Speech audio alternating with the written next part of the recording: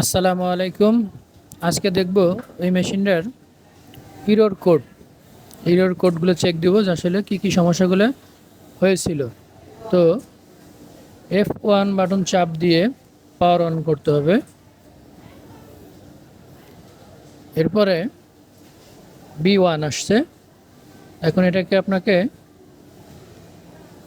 B1 থেকে B11 পর্যন্ত যাওয়া লাগবে। B11-এ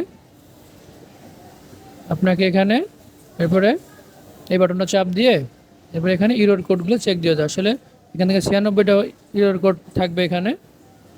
এরপরে একের থেকে আপনি দেখতে পারবেন যে কোন পর্যন্ত এটার কত ইরর কোডগুলো আসছে, মেশিনে কোন ইরর কোডগুলো বেশি আসছে আর কি, কোন সমস্যাগুলো বেশি হয়েছে আর কি, সেটা এখান থেকে চেক দিতে পারবেন। ঠিক আছে, তো ভালো থাকবেন। ভালো লাগলে ভিডিওটি শেয়ার করবেন। ধন্যবাদ।